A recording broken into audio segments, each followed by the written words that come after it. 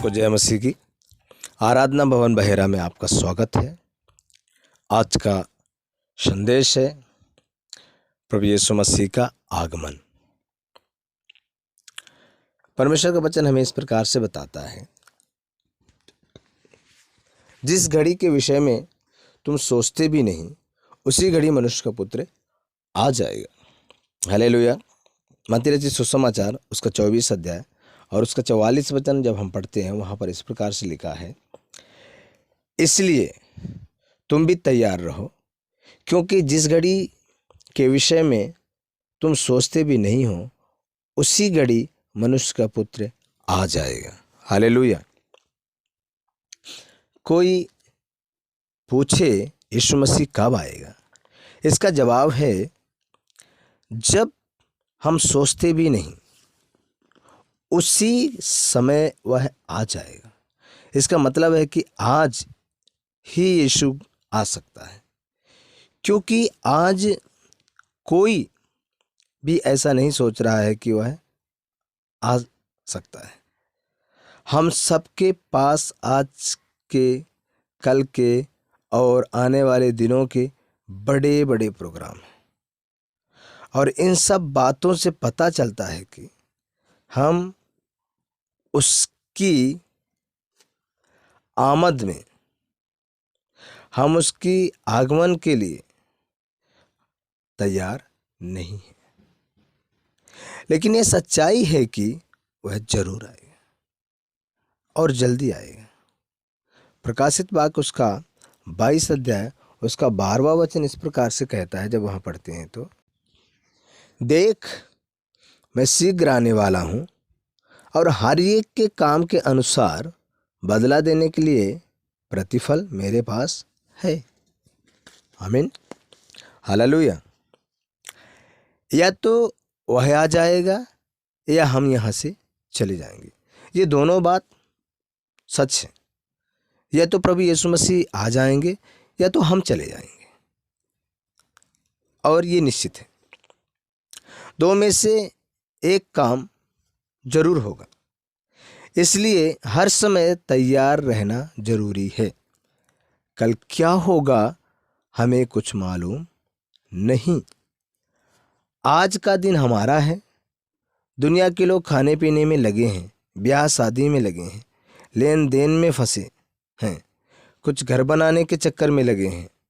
लूका रचित सुसमाचार उसका 17 अध्याय उसका 26 से 28 वचन इस प्रकार से कहता है, जब वहाँ हम पढ़ते हैं, पढ़िएगा।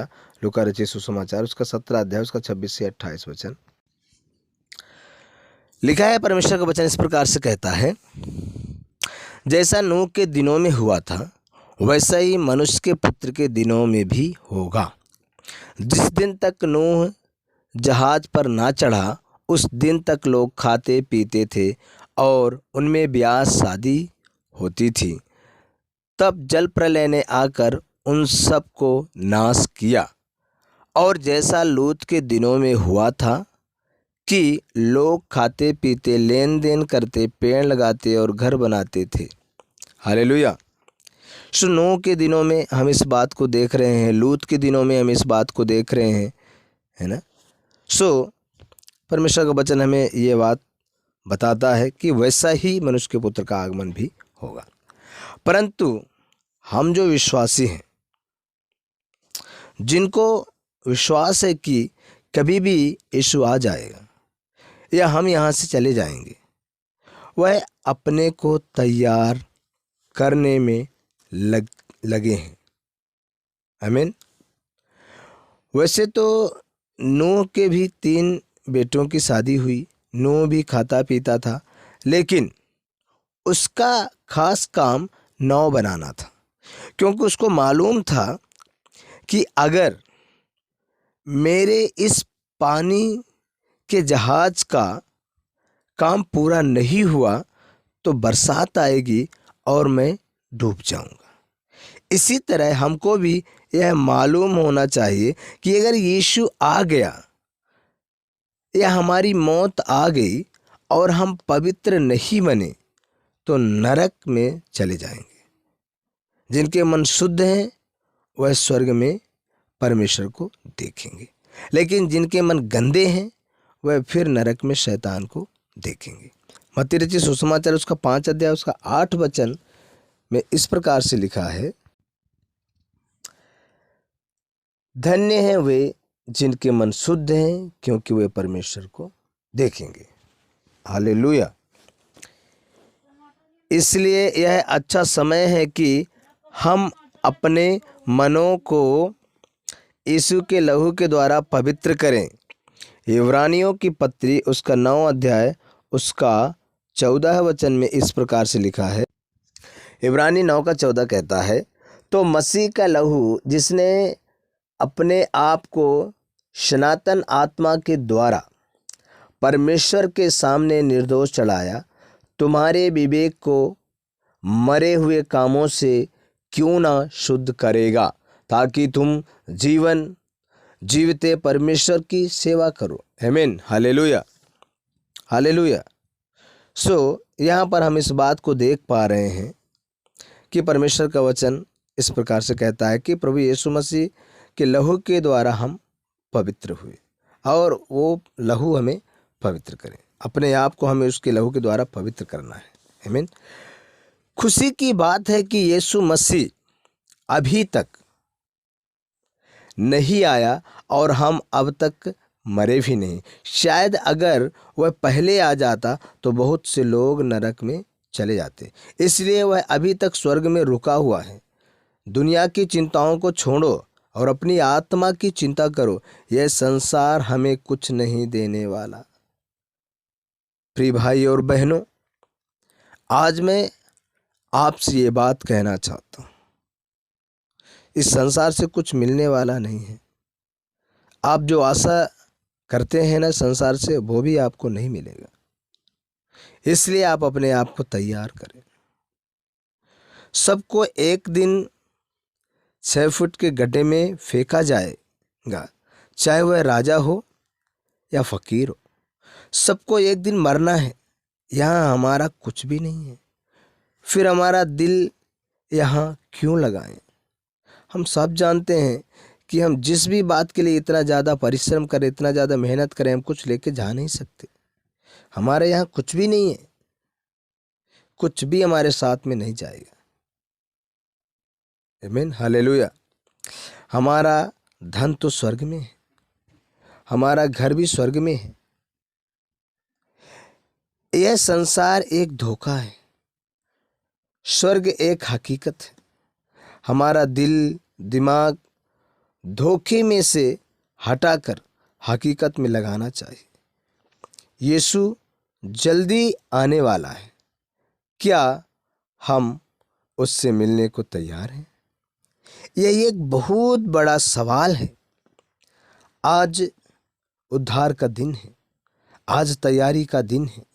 कल नहीं, कल शायद देर हो जाए। अगर आपने अपना जीवन यीशु को दिया है तो यह खुशी की बात है। अगर नहीं दिया तो अभी अपने पापों की माफ़ी मांगकर यीशु के साथ स्वर्ग जाने के लिए तैयार हो जाए। पहले तैयार हो, बाद में कोई और दूसरा काम करें। पहला काम पहले। मत्ती रचित सुसमाचार उसका 6 अध्याय उसका 33 वचन इस प्रकार से कहता है, मत्ती 6 का 33 में लिखा है, इसलिए पहले तुम परमेश्वर के उसके राज्य के और उसके धर्म की खोज करो तो ये सब वस्तुएं भी तुम्हें मिल जाएंगी। हालेलुया। इसलिए सबसे पहले हमें परमेश्वर के राज और उसके धर्म की खोज करना है, बाकी सारी चीज़ें हमें मिल जाएंगी। प्रभु आपको ऐसा करने की ताकत दे। हालेलुया। परमेश्वर के राज्य और धर्म की हम खोज करें, बाकी सारी चीज़ें हमें मिल जाएंगी। इसलिए परमेश्वर के प्रिय लोगों, आज मैं इस बात को आपसे कहना चाहता हूँ, संसार में ना फंसे परंतु संसार से बाहर निकले, क्योंकि संसार आपको कुछ भी नहीं दे सकता। संसार में आपने जो भी बनाया है वो सब यहीं छोड़ के जाएंगे, क्योंकि आप कुछ लेके नहीं आए थे और कुछ लेकर के भी नहीं जाएंगे। यह एक कड़वी सच्चाई है। लोगों को ये बात ज़रूर कड़वी लगती है, संसार में खोए हुए हैं, लेकिन ये संसार उनके साथ नहीं जाएगा। सब चीज़ों का एक सीमित समय है और सबका अंत होगा। ये चीज़ें सब यहीं रह जाएंगी, यहीं नष्ट हो जाएंगी।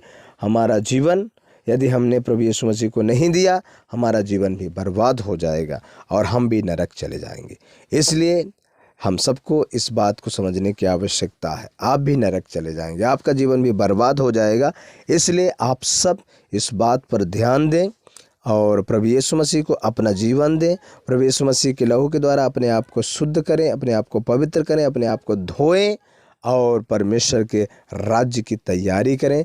जिस प्रकार से नूह ने तैयारी किया, नाव को बनाया, उसी प्रकार हमें भी तैयारी करना है परमेश्वर के राज्य के लिए, ताकि इस नरक की आग से बच सके। हालेलुया। सो परमेश्वर आप सबों को आशीष दे इस वचन के द्वारा। सबों को जय मसीह। स्वागतम स्वागतम।